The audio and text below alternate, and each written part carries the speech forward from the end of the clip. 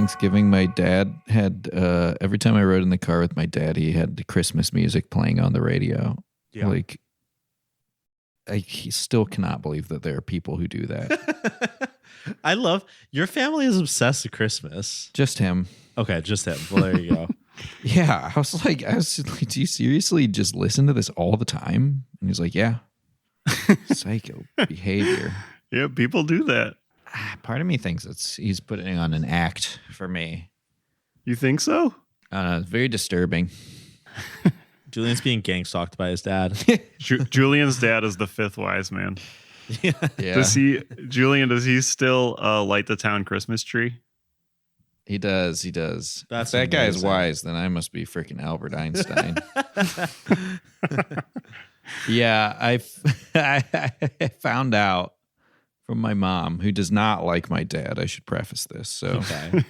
that the Christmas tree lighting was her idea, and it was supposed to be a giving tree, and people would bring like charitable donations and stuff and put it under the tree. Gay. Yeah, that idea was quickly scrapped. Really? There is no charitable aspect to the only charitable aspect is the sponsors making sure that the lighting of the tree pays for itself. The only charity is keeping your dad busy for one night of the year. Yeah. That's awesome. I love the idea of like, let's make it a giving tree. And everyone's like, no. Yeah. Vetoed. Yeah. Look, we love the tree idea except for one thing. Yeah. Merry Christmas, everyone. Oh, Merry Christmas. Happy holidays. Happy Hanukkah. Okay, what the fuck is going on? We've worked so hard to get to this point. And now you motherfuckers are trying to tear down everything we've built. I will not stand for this. Sorry. Well, I saw this movie a couple weeks ago called Mistletoes and Menorahs, and it kind of changed my mind on things a little bit. Oh. I'm more accepting of everyone now. Mistletoes and menorahs. Okay. I'll give you Scott's that. gone woke. Yeah. He's sort of the giving tree type situation. Yeah. Happy wokeness. Yeah. Merry Christmas, all. This is Boys Bible Study. I'm Ash. I am here with Scott. And Julian. And this is the second week of our Christmas season, all through the month of December. We are spotlighting Christian movies and Christmas movies. yeah. Yeah. And last week it was one of our bonus episodes. So our Patreon subscribers got to hear us talk about a new movie called Faith-Filled Christmas from 2017 that was pretty bizarre. Wholesome, also bizarre and like insane. Yeah. It did some things right, and it did some things like absolutely mystifying. I think we can all agree. So it was great to kick off Christmas with this. But now, we sort of had one foot in the contemporary world, in the modern world. But now let's take a trip back in time to when Christmas began. Zither music starts playing. There was so much good shit like that in the movie. There was like, ooh, Middle Eastern. Yeah. Very fun. And featured a famous Middle Eastern actor, Martin Sheen. Yeah. Yeah. We are, as we would be remiss to not go through the Christmas season without doing at least one film that focuses on the actual biblical Christmas story. Yes, at least one Bible times every December. Yes, I agree. Is that why we watched this? That was part of No. it, for sure. Yeah, it weighs in, but no, this had been something I wanted us to watch for all year. Just had to wait. Oh, wow. Yeah.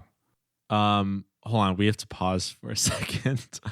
I have to delete some shit from my computer. Is this filling so up too we fast? Have enough. I totally didn't think about this. Wait, do we have to be quiet so I'll we be- don't fill it up too damn. fast? Yeah, hold on. This is Okay, like a I'm quiet gonna delete. place. Oh, I'm going to delete my 4 gigabyte file of I'm Not Ashamed. Oh my God. And I'm going to hope that I got the backup, if I need don't that, worry. then Scott can. Yeah, good. Okay. I'm going to delete some of these Christian movies that I have. And I got them delete all. them from my trash. I had to delete a full DVD rip of Mercy Streets before starting today. Oh, I remember that file being really big for some reason. Yeah, it was I like mean, one the of those quality dual was layer incredible. DVDs. Yeah, it was. Wow. It was. Okay, we are rolling. We are no longer in danger. I'm really glad I noticed that. Yeah, good call. Whew. You know, sometimes when you're on a specific journey, you have to stop to take care of something else first, and that's still the right thing to do, even though it slows you down on that journey. God, ain't that the fucking truth? That's one thing we learned from this movie. Jesus. This movie frustrated me watching this guy as well, I'm saying this, but I mean, Scott's also an Aries. I was going to say, as an Aries, I became very impatient with this man and all the pit stops he took on his journey. But Scott, I don't know if you felt the same. I was feeling it from his slave that had to go with him everywhere. But I appreciated it from they really sum it up in the end with the Bible verse they go with. I didn't. It didn't bother me because I felt like he was making a tough but the right decision every time. Like he was slowing down, but he was helping people. He was doing what Jesus would do. So I understood it from that perspective, and I was it was funny to see how he was like dragging his servant along. Yes. Well, before we get too ahead of ourselves here, the movie we watched this week is called The Fourth Wise Man. The Fourth Wiseman. Fourth Wise Man. This film is a TV movie from 1985 that we were fortunately able to access on Tubi. YouTube. I watched it on Tubi. Was it on YouTube both? as well? Oh yeah, It's it on was on both? YouTube. Oh, great. Perfect. I'll be able to illegally download it a lot easier. Dude, there were commercials every 5 minutes on YouTube. Dude, that's why I They pay were $16 a quite month. They raised their price, so I had to pay $16 a Wow. fucking month to not see commercials when you're watching a Christian TV movie from 1985. Damn, But whatever. that junk Whatever. is crazy. That junk is crazy. People who don't subscribe to our Patreon, we were subjected to a Christian EDM song in our last movie that we watched called That Junk is Crazy by J-Dub featuring Surf Gang.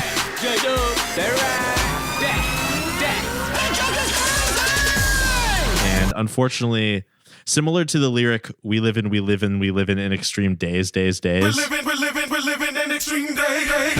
I'm thinking that junk is crazy is going to be like something in my lexicon from now on. Pretty much anytime junk is crazy, I will not be able to restrain myself from pointing it out. This film is called The Fourth Wise Man, and it is a Bible Times film. It's a little bit of Bible fan fiction for all of you freaks out there who think you can do the Bible better. And it had a pretty all-star cast. Did If I might say so. Who we got here? Who did we send back to Bible Times? The lead Martin is Martin Sheen. Martin Sheen. He's looking good. co-star Alan Arkin. I thought they were both really good in this. I don't know. I enjoyed watching them act. They were Alan I thought Arkin's so, too. character was so annoying to me. He did it well. I mean, it's Alan Yeah. Arkin. I mean, come on. That's a legend here of stage and screen. But like his character was so annoying. I was could not just stand glad him. nobody was trying to put on an accent or That is like, true. yeah. Yeah, I'm happy that none of these white Or, like, people wearing talk. shawls were trying to Talk like medieval times or whatever. yeah. Also in small roles were Martin Sheen. Wait, no, Charlie Martin- Sheen. Yeah. Yes. Yeah. In small roles were Charlie Sheen as a centurion, I believe, Maximus, no less. and also Joe Estevez. Joe was in there. I missed him. He is a villager.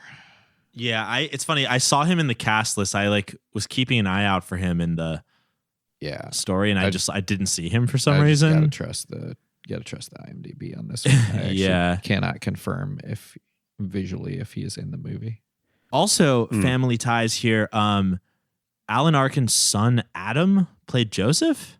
Oh, how about that? I happened to notice that looking through IMDb. I was like, well, what do you know? Also, Eileen Brennan played Judith, who was sort of like the leader of this like leper comedy that they end up staying here. Leper colony. What did I say? Leper comedy. That's awesome. There was some leper comedy. It's crazy because I had absolutely no knowledge that I said leper comedy. Like I was like ready to argue with you. Like I was like, yeah, I fucking said that. But it's like I'm going to listen back and I'm going to hear it like clear as day. That's what's awesome about doing this. Yeah, you know what though? That would have been interesting though if Martin Sheen had just brought comedy to the leper colony, because they would have needed that too. They needed needed some light in their world. Yeah, like Patch They Adams. really did. Biblical Patch Adams have been so good. Well, the only problem with bringing comedy to the leper colony is that like if they smile too hard, their fucking mouth might fall off. Yeah, when I say I laughed my ass off, it could be literal. At the leper colony. When they say turn that frown upside down, they literally just remove their lips and then flip them upside down and put them back on. Yeah. Biblical Patch Adams, what would he have? He would have a what's like a Christian flower? Is there such a thing? A chrysanthemum? Poinsettia. A poinsettia that shoots water. Oh, that's so true. Yeah. Poinsettia is a flower of Christmas. Whoopee cushion. He would have a shofar. Whoopee shofar. Yeah. What if Jesus basically was Patch Adams, but the people who wrote the Bible just have no sense of humor, so they cut out all his good jokes? They cut out he's the pissed. bits. Up in heaven, he's so pissed. Yeah, I mean, they were trying to be very economical. Like, if you read the Bible, it's like very economical. They don't mince words. Like a sentence is like, and then they were here, and then they were here, So yeah, they didn't really have time for Jesus' bits. Jesus vamped. The shortest. The second shortest verse in the Bible. What else can we say about this movie? Oh, I think we should just start off with the story, because it's about the four. Everybody here knows the story of the three wise men. And I personally think it's pretty nice when we get like a Jesus adjacent story. Like earlier this year, we covered that movie Resurrection, which I liked because it was like kind of about Easter, but it was like really about a couple centurions' experience around Easter. And this was along those lines. A couple centurions having their first gay experience around Easter. Mm-hmm. I definitely enjoy it, but I've got to say there is like a canon nerd in me that like gets. I mean, I always enjoy watching these movies, but yeah, the canon nerd in me is like, actually, there was no fourth wise man. There's no fourth wise man. I just want that to be clear, because I only deal with cold hard facts like the Bible. Yeah. Okay. But there's some debate about it, right? About the Bible? According to, what was it, the India Times? Okay. So what did the India Times say? To back up, it seems as if, there's always a part of me. Okay, listen, I've read the Bible probably like a million freaking times, but there's always a part of me that's like, is there actually like one random sentence that talks about like a fourth wise man named like whatever this guy's name was? Fucking Artaban. Artaban. I kept calling him Adavan. Artaban. Yeah, Artaban.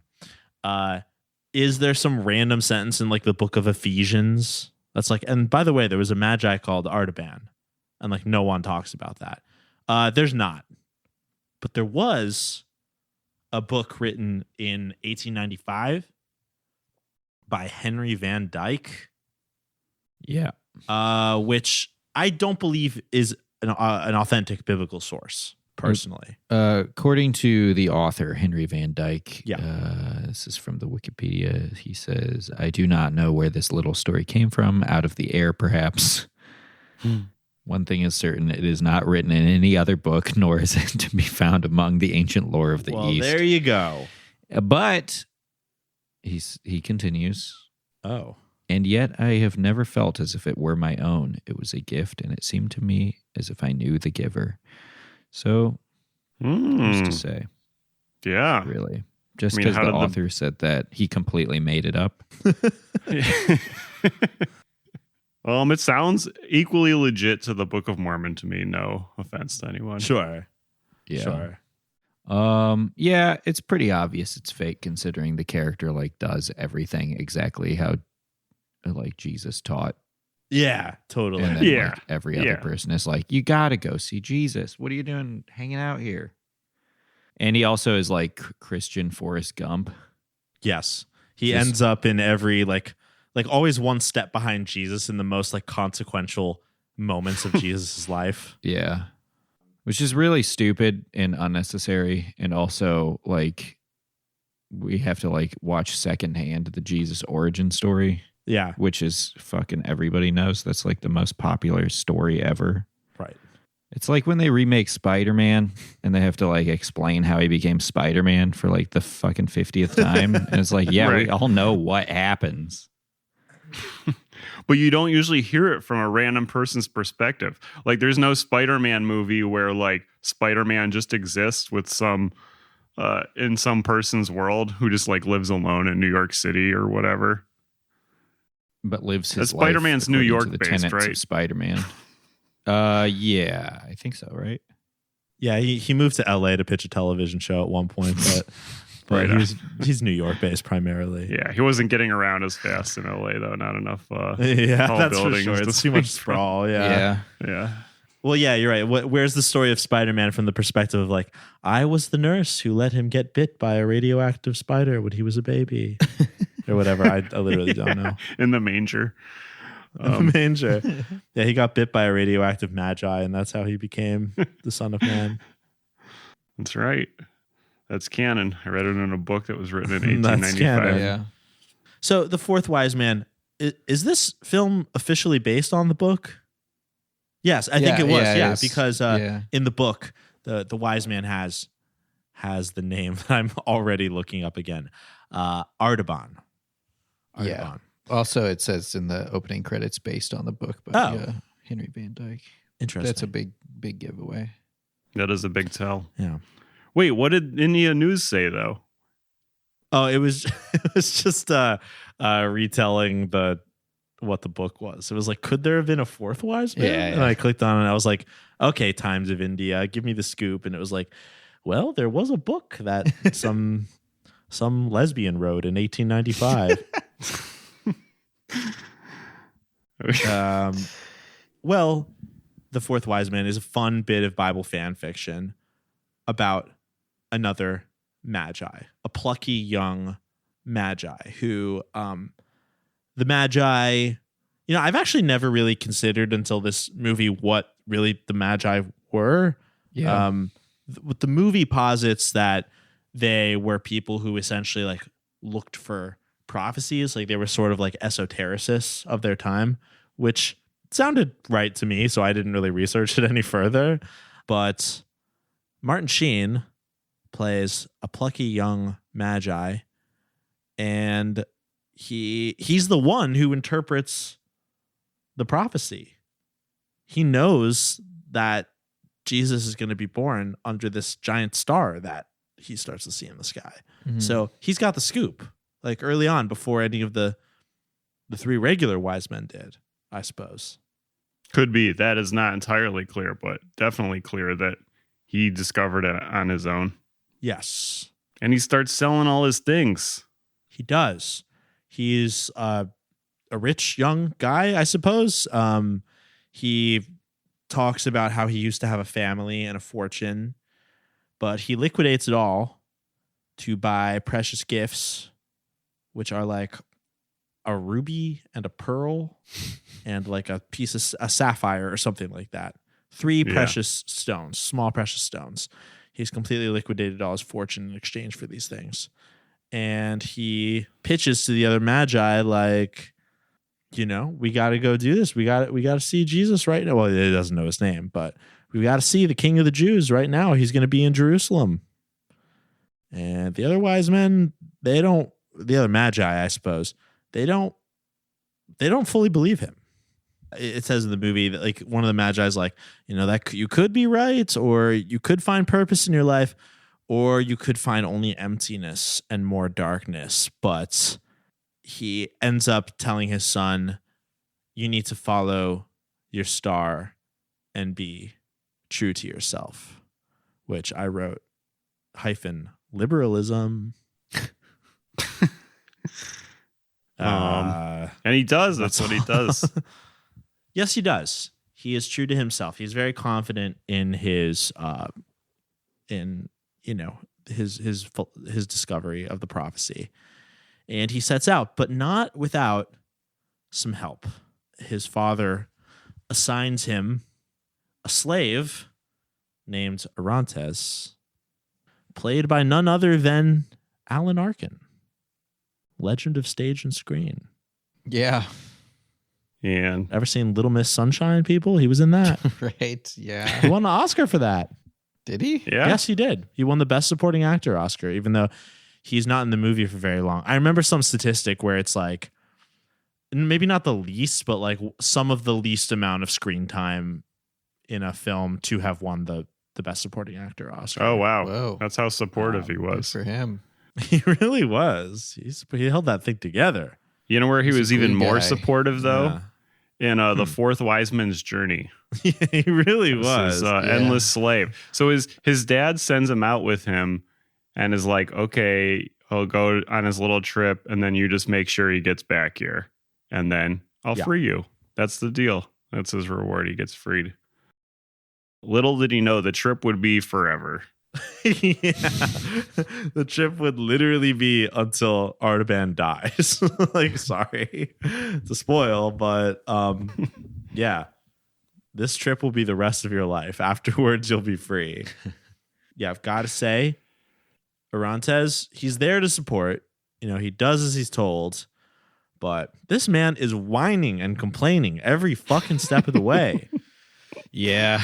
His letters were pretty cringe. Yeah. Okay, so with those letters, like, where are these post offices? Does this leper colony like That's- I have was a post wondering the office same around? thing. I thought of that.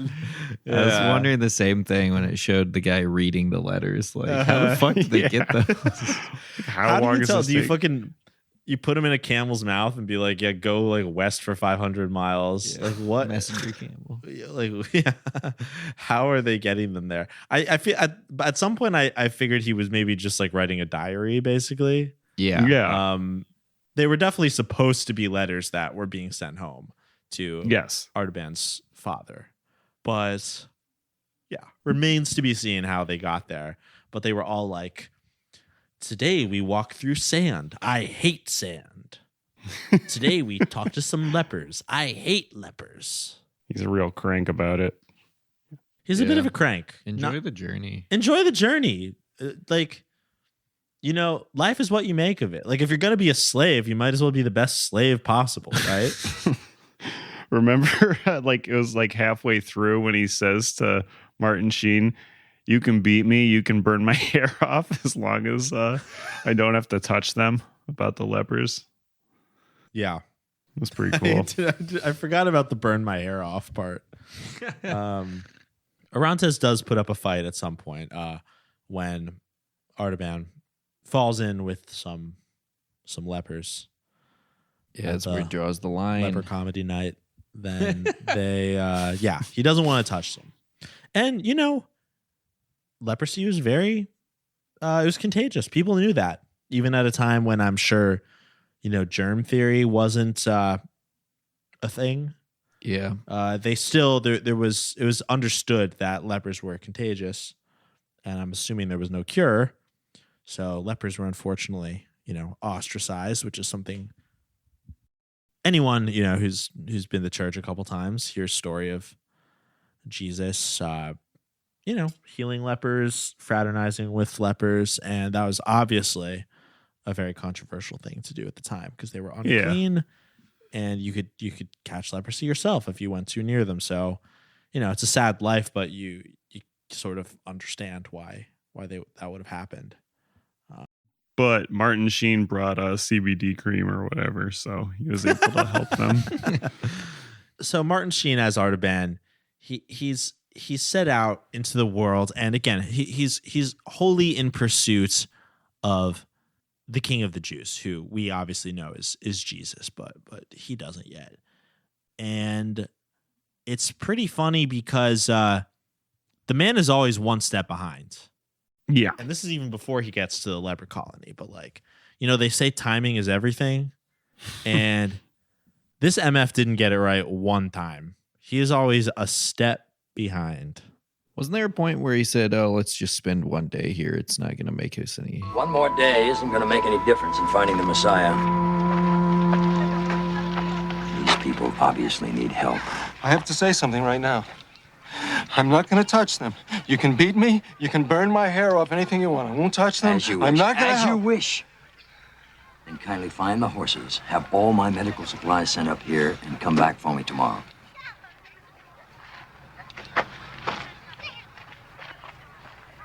One day, sir. You promise. One day. Now be off.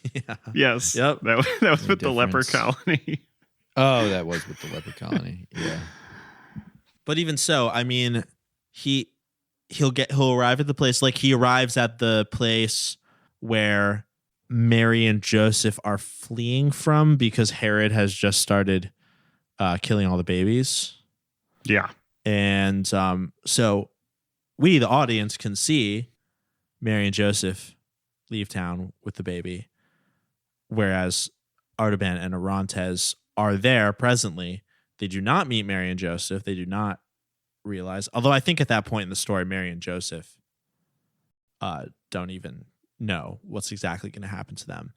But the point being, they just miss each other, and Artaban instead gives away one of his precious jewels, 1/3 of his entire fortune, to appease a centurion captain. Played by none other than Charlie Sheen. Correct. Yep. Yeah, we got a real Cain and Abel situation happening here, yeah. right? Brothers at war. They're father and son. Oh, my bad. A real Abraham and Isaac. Yeah. Oh, very good. Very good. Yeah. It's a real Abraham and Isaac situation we got going here. Yeah. Father and son. That just means they're father and son. That's A all. real Dracula and Dracula Jr. situation going on here. Yeah. But he's A real saving, Sam and somebody, son of Sam situation here. Sorry, go on, Scott. But he's saving somebody else's son, somebody else's baby son. Yes. Like he keeps doing things that like kind of mirror stuff that Jesus would do or is like happening with him. Exactly. Like the first time he gets caught up behind is because he stops to help a beggar. And Orontes is like, right. come on, dude, what the fuck? You're with a bum in the middle of nowhere. This does nothing for your clout. Come on. Exactly. It's pretty freaking weak sauce, as people say, to just do like Jesus light, That's your story. You think he's doing Jesus light? He sold his whole fortune. Well, yeah, Okay, I mean, some people bought into Bitcoin and lost all their money too. Doesn't make them any like good people. Yeah, he has a USB drive with a Bitcoin wallet on it that he's gonna give. He's giving everyone Ethereum, and then like 3 months later, they're like, can you give me a different gift?" Wait, wasn't there Yeah, a Jesus coin, or am I making that up? Probably. I don't think. I don't remember that one though. But well, this is just to say that I mean he is doing Jesus light without knowing this because Jesus hasn't exactly written down his philosophy yet. But Right. Jesus says, take everything you own, sell it, and give it to the poor, which he does. That's the first thing he does. Before Jesus ever says that, this man's ahead of the game. He's also, he's being a good Samaritan, you could say, which is a phrase that comes directly from the Bible. When he helps that beggar for no reason. for seemingly no reason. So he's giving us, like, as he's moving through the world, he's giving us like a fun little compendium of other Bible stories. Yeah, I guess the idea is that, you don't have to be Jesus to act like Jesus. Yeah, totally. So, And you don't even really have to know Jesus. I mean, he's clearly devoted to Jesus. He's compelled to follow him, yet he doesn't really have contact with him. He doesn't know Jesus, which, hey, it's like Christians today, we're at a different time period than Jesus. We can't ever really meet him. But, you don't have to know Jesus physically. You have to follow him, and you have to try to live your life as close to his as best as you can. And that is precisely what Artaban does. While literally following him too. He's trying to anyway. Slowly. He's trying in his to, own but this MF stops to tie his shoes, and Jesus like moves to the next town. Like, this guy cannot catch a fucking break. And, at that point, I think it's probably fine to say at this point that he arrives at a place where he will call a second home for quite some time. yeah, 30 years, 33 years. Wow. Yeah. And that place is a community of outcasts. I don't know if they're all lepers, but certainly some of them are. Called Hollywood. Yeah, when they're in town, somebody refers to them as beggars. So I think it's a mix of, the destitute. Yeah. And he gets roped into staying. Well, not roped into, but his compassion leads him to want to stay for a bit. He's trained in medicine. That's something we also got to know. He's trained in medicine. Yeah. Artaban is. So he decides to lend his gifts to the people of this colony. He provides relief to some who have various diseases. And he says, we're just going to do one day. But as Orontes' letter home to who, we don't really know, but as his letter home will state, one day turned into 2 days turned into a week turned into a month. We're still at this goddamn leper colony. We are still at the colony of outcasts. One day has stretched into 2, and a week, and a month, until I have finally lost count of how long we have been here. At some point, he even switches gears and starts teaching them how to like fucking irrigate their own crops, like start farming. Yeah, where do you learn all that? That's the Magi for you. He's so They're educated. wise as hell. Yeah. Yeah. Yeah. Overeducated. That's what a liberal arts degree will do for you. I must have slept through irrigation class. Yeah, I definitely did. What did Orontes call him? An overeducated idiot towards the end? He's an arrogant, overeducated idiot! In my notes, I have the lepers look like they're wearing Balenciaga. They did look pretty cool. I also have written down the lepers should pull themselves up by the bandages. I think that was inspired by when they were like, oh, but we don't know how it's a farm or whatever. Yeah. Right. I was like, y'all MFs need to pull yourself up by the bandages for real. Right before that, Martin Sheen's like, why don't you guys just like start a successful business? What are you doing? You have that's all the why. labor necessary. That's exactly. That's why I wrote it down, because that's like legit what he said before. He then himself volunteers to help soon after that. So, but yeah, he basically is like, well, what are you guys doing here? Why don't you start a business? We all have doctorates here. There's many things we could be doing. Oh, yeah. None of you went to college. Yeah. Of course, the guy who just who's carrying around his entire fortune with him. That he got from his peepaw. Yeah. Well, I liked when he said too, he was like, I always do everything on my own, or what does he say? Perhaps his kingdom is only a figment of my own arrogance. Why have I always tried to do everything alone? It was like, you have a slave. You had a slave for 30 years and have all these people eating out of the palm of your hand because you're the only doctor in town. That's a very good point. You'll never walk alone when you have a slave following you everywhere. When there was one set of footprints, that's when my slave was carrying me to see Jesus. Yeah. Orontes does point out that this foray into, savioring an entire leper colony does appear to be giving meaning to Artaban's life. Orontes says he looks happier than I've ever seen him. So he followed his heart. He did. He's doing what his dad said, basically. He was, it may not have been the plan he saw for himself, but ultimately it is one that is selfless, helping other people. And it gives him meaning. He followed his star. He did. There's some various plot stuff with the lepers. At one point, the townspeople get mad that they have learned how to farm, so they burn everything down. Yeah, which happened all the time back then. There's a big plot in town to clear out the homeless people by starting a fire. Yeah, that was when they elected Rick Caruso as the mayor of Jerusalem. Yeah, so I was going to say, it seems a common occurrence here in Los Angeles. It is sometimes. So there's some plot intrigue with that, but at this point in the movie is when we're getting into, the final chapter of Jesus's life. Paths are starting to converge. Yeah. And we realize that Artaban is maybe closer to Jesus than he's ever been. Now, granted, this is about 33 years later, because that's, how long Jesus's life was. And we actually see Palm Sunday happen. They're like, can you believe this guy Jesus is coming into town on a donkey, and they got palm leaves and stuff. Wonder if people are going to be talking about that in the future.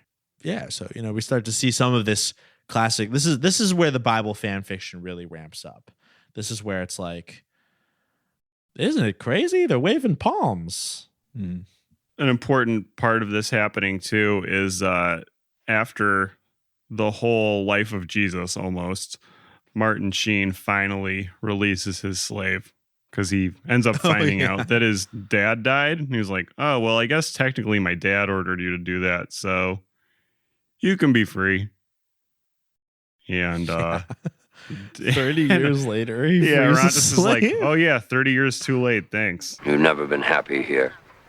You never wanted to leave Persia. You only stayed with me because of a vow given my father.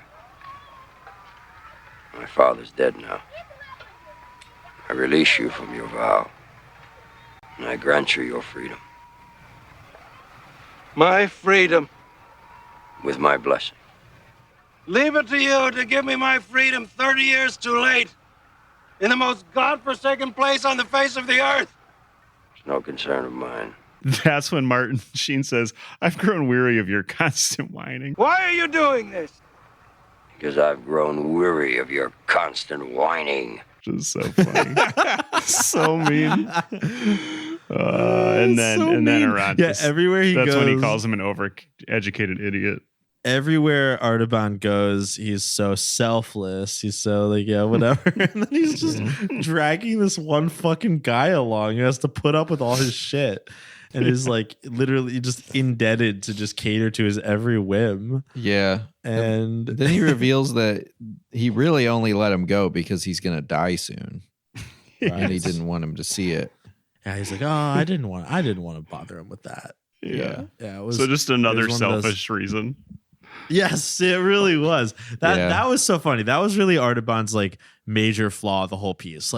You could totally see him as another perfect character that we so frequently see in our Christian movies. Maybe not a Bob Revere character as we've coined it, because this is someone set in Bible times. This is just straight up a Christ-like character. But yeah, the whole time this guy is no, this slave is morally obligated to follow me around. Yeah. And I'm only going to release him with my dying breath. Artaban is looking for answers. We're hearing some rumblings in the street about Jesus. People are saying, this is another trope I love. People are saying, this Jesus guy all he talks about is love. All he talks about is love. Makes me sick. Yeah. That's so. I love when they do That that. was so in funny movies. when Like, the guy was like, ew, it's yeah, gross. they're going to kill him because he said to love thy neighbor, which a lot of people don't want to hear. right. Did you catch the I would say pretty overt anti-Semitism of the two guys, two Jewish guys walking, saying like, yeah, this Jesus guy thinks he's bigger than Moses and Abraham. We should kill him. Oh yeah, totally. Yeah. Oh, I figured they were supposed to be Pharisees, but yeah. Totally see what well. you're saying. Well, it's Revealing my ignorance. the Passion of the Christ effect. You know what I mean? Yeah, for If you sure. What's have the a difference movie between about- a Pharisee and a Jewish guy? This is not a joke. I don't know the difference. Pharisees were I like was church gonna say. elders, basically, like church leaders, who are like, Of the I mean, they of were the church Jewish. of what they were Jewish. Well, everyone was Jewish. yeah, right. Yeah, But Yeah. like definitely like a higher class of people who like put their noses up Right. to a lot of people. At least Okay. that's how it they was. Were, they were like the presented to me Beverly growing up. Hills Jews. Exactly. Okay. Yeah. Right. All right. Well, then that's anti-Semitism. I can get behind. You're not wrong. Well, again, it's the Passion of the Christ effect. If your whole Yeah. movie is about Jewish people who want to kill Jesus, Hey, Jews killing Jesus was the best thing that happened to Christianity. I mean, there's something there. And Muslims going back in time to try to kill Jesus before the Jews could kill Jesus, that was the worst thing to happen to Christianity, as we learned from the film Assassin 33 AD. AKA Black Easter, which it's listed as on Tubi now. Really? They changed the Yeah. name? Or was that? Uh-huh. That's so crazy. Oh, Yeah. That makes me think of Black Knight with Martin Lawrence. a riff I had earlier that I'm gonna interject back in now is that the two Pharisees are walking past and they're saying, "Did you hear about this guy John Lennon? He says he's more popular than Jesus Christ." It was very sad how Pontius Pilate left him on the roof like that to die. I'm just stealing. Why Julian's have material. you forsaken me? My gods, Why my have gods. you forsaken me? Into your hands I deliver me spirits. I think we can all agree if Jesus were British, it would have changed everything. Yeah. He would have driven on the other side of the road. He would have his donkey that he was riding into town with. He would have done it on the left side of the road instead of on the right. Yeah, he would have, instead of passing around, bread at communion, he would have passed around a bowl full of baked beans. Imagine that. Imagine if we had to do Toast. sacrament with toast and baked beans and like whole or like These sliced bangers are pieces my of body. tomatoes. Oh. Yeah. Yeah. And a lager instead of wine. Yeah. Turn water into lager. And then Jesus shouted, "Lager, lager, lager, lager," shouting, "Lager, lager, lager, lager." he wouldn't have had to cure the lepers because he would have had national health services. Oh, that's true. A Um, lot of things we can agree. A lot of things would have been different if Jesus were British. I think yes, true. that's for sure. Because he would have been called Jesus Christ because he couldn't pronounce the H.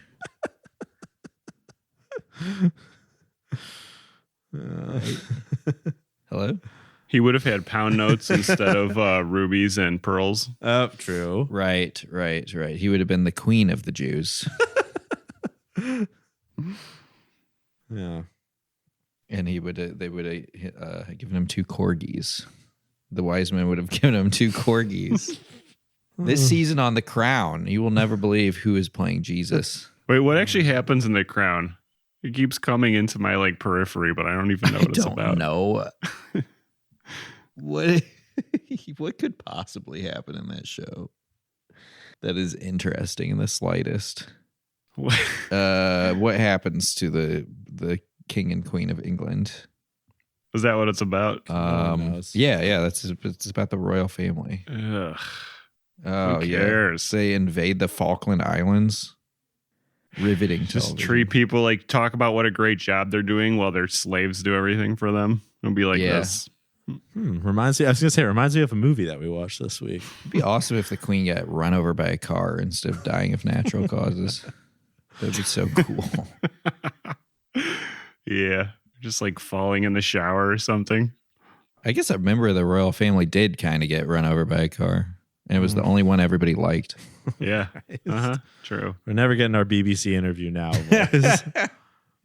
They loved the bit about the baked beans. They did not care for the bit about the queen getting hit by a car. Oh, they would have announced Jesus' death in the middle. Remember that radio show where they announced in the middle of like the techno or whatever? Yeah.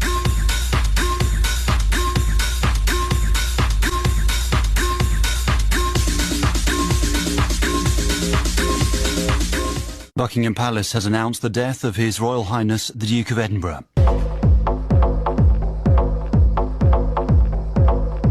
Yeah. I can't believe that's real. It's awesome. I know, it's so cool. In the middle of like an NTS like DJ show. That was so sick. Oh my God. Just some other like big Jesus moments that the fourth wise man here gets to observe. They're like, oh yeah, we know where Jesus is going to be. Go to this place, the Garden of Gethsemane. And I was like, are they really sending his ass to the Garden of Gethsemane? You know it's not going to go down very well there for you.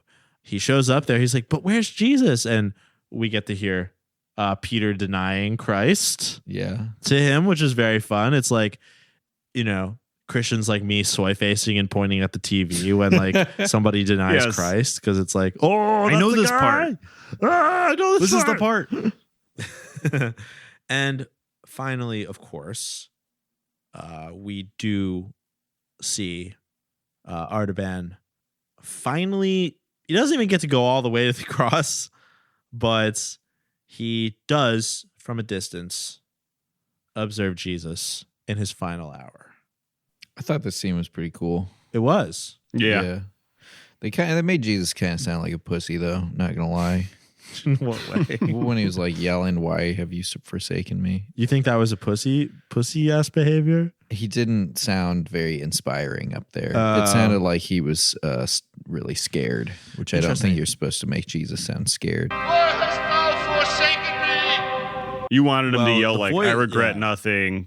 Fuck the Romans," but also I love everyone. Is that the best you got? Yeah.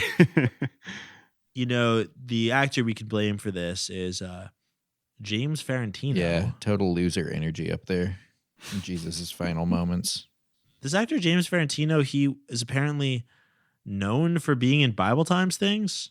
Oh, okay. He was in always the dudes who just that's all they do. He was in a famous 70s TV miniseries called Jesus of Nazareth. He played Simon Peter. Yeah, but it looks like he was in a lot more stuff. Is that his description says he's known for his Bible Times thing? He's better known for playing fisherman and Apostle Simon Peter in the miniseries Jesus of Nazareth. Oh, who could forget him in that role? Yeah. He was in Dynasty. He was in Dynasty, yeah.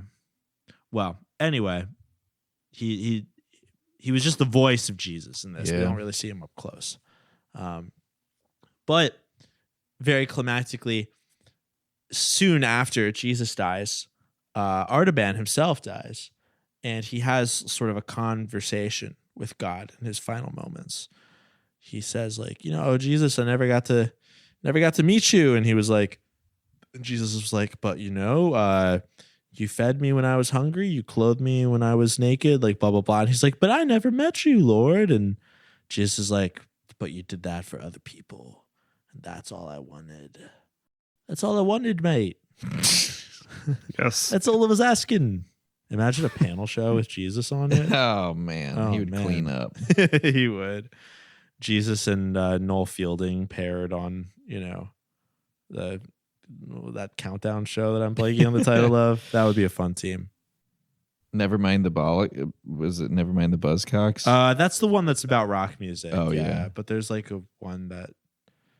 Anyway, it doesn't matter. Jesus is British, y'all. You get the bit. What is that verse, though? Do you know it, Nash? Oh, what? The fed me, hungry, clothed me, blah, blah, blah. Yeah, let's look it up right now, because it's typing in fed me, hungry, clothed me. I believe it's and in the end, the love you give is equal to the love you make. Matthew 25, 35 through 45. I was hungry and you fed. What the fuck? Hey, is it's the Matthew 25, 35 somewhere. Right? Smoke 'em if you believe got it- 'em. Matthew number 9. Hold on. What's the fucking GNBUK version? What the fuck? The Good News Bible? This is the UK The version. fuck This is is for this British shit? Jesus. I cannot do The Good this. News Bible UK. You got to do the British Bible for British Jesus. I know. I want to fucking give me the fucking NIV, dude. I'm a simple man. I want the NIV. Okay. Here we are. American Jesus is back in the building. For I was hungry and you gave me something to eat. I was thirsty and you gave me something to drink. I was a stranger and you invited me in. I needed clothes and you clothed me. I was sick and you looked after me. I was in prison and you came to visit me. Then the righteous will answer him, Lord, when did we see you hungry and feed you, or thirsty and give you something to drink? Blah, blah, blah. The king will reply, truly I tell you, whatever you did for one of the least of these brothers and sisters of mine, you did for me. So, that's exactly the story now. It is in the book of Matthew 25. I'm trying to find like the context of exactly. This is when he was in like parable mode.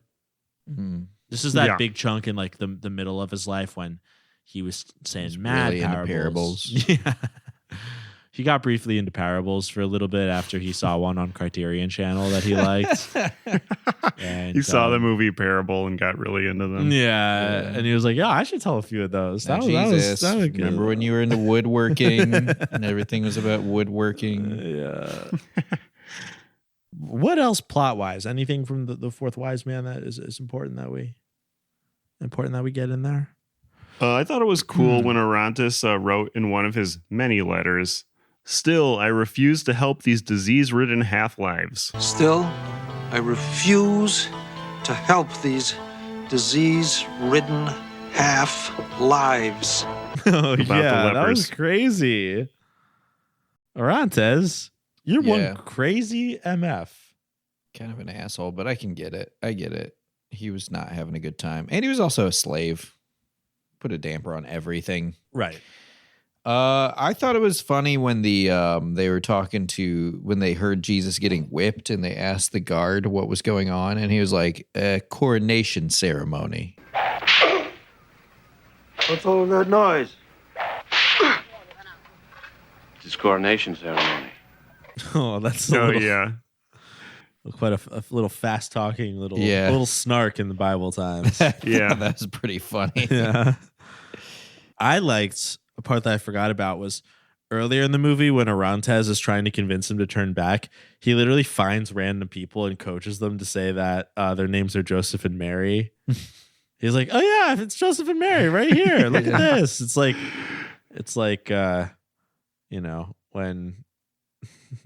when you hire some random guy to be Santa or whatever. Right?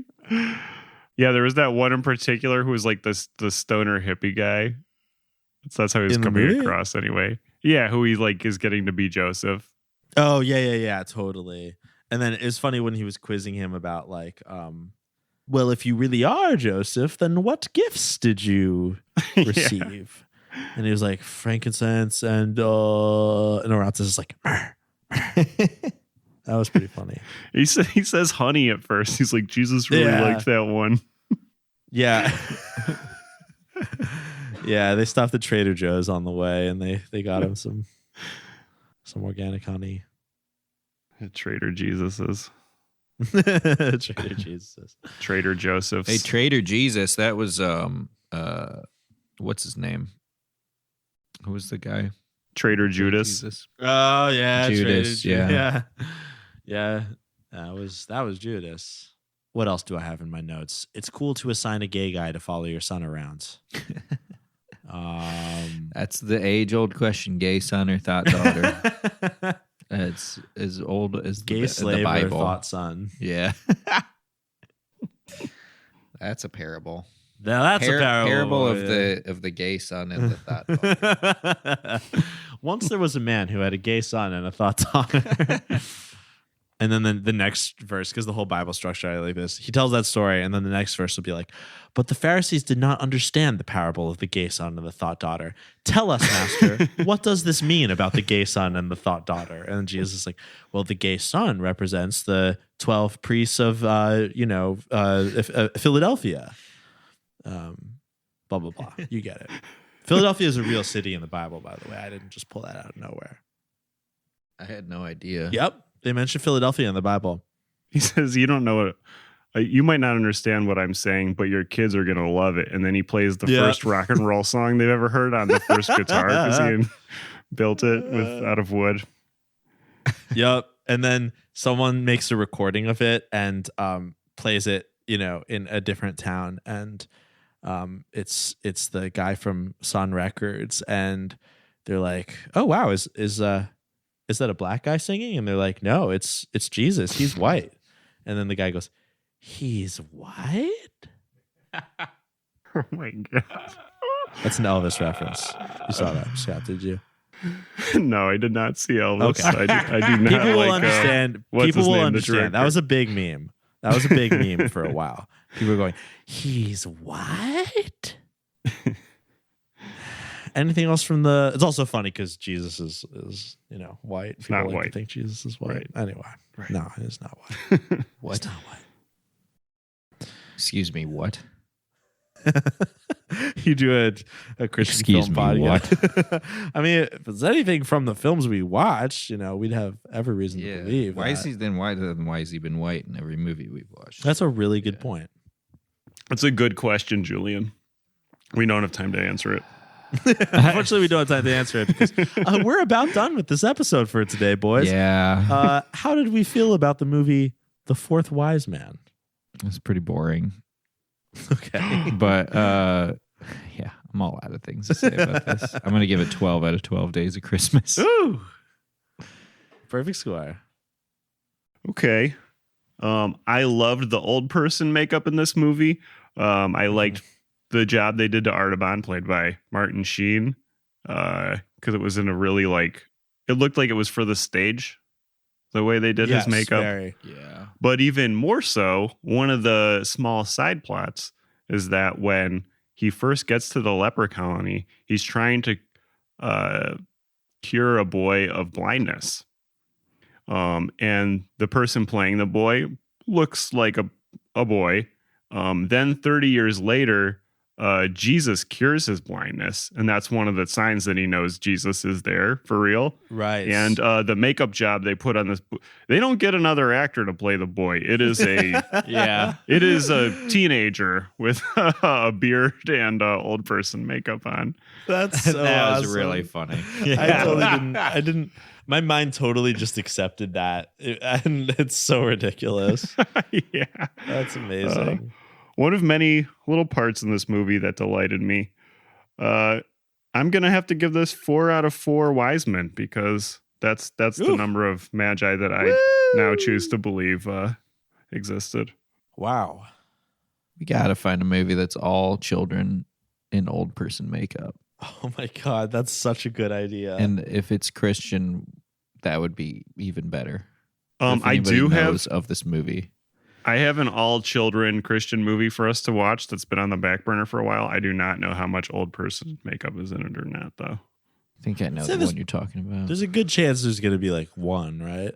There's got to be. Hopefully. That sounds awesome. Is it a Christmas movie or? No, it is not. Okay. Well, I look forward to that one. We'll cover it next year. As for me, The Fourth Wise Man, gotta love a little bit of Bible fan fiction, a little Christian Forrest Gump, with an all-star cast. Gotta love it. A perfect movie in every way. I'm gonna have to give it 3 out of 3 jars of honey because that's what, as we know, what the Magi brought to the manger. There would have been 4, but fucking Artaban over here didn't make it in time. He slept in a little too late, so he didn't make it. Fourth Wise Man, a Christian movie for the ages. I think we can all agree. Ages 8 to 80. What's the lyrics in the song? Kids from 1 to 92. After all that's been said, many times, many ways, Merry Christmas to you. I love it. Wonderful. Thanks everyone for listening, and Merry Christmas, Happy Advents to all, and look forward to at least 2 more weeks of Christmas movies. I can't remember how the calendar goes, but we will be doing more Christmas throughout December, so stay tuned for that. If it's your first time listening to us, go to boysbiblestudy.com. That's where you can listen to all of our public episodes, find links to subscribe wherever you'd like to do that. Also, if you really like what we do, you want access to double the content, 2 years plus worth of bonus episodes that you can just binge listen to if you'd like. Patreon.com/boysbiblestudy. Subscribe for $5 a month or more, and you get access to all of those.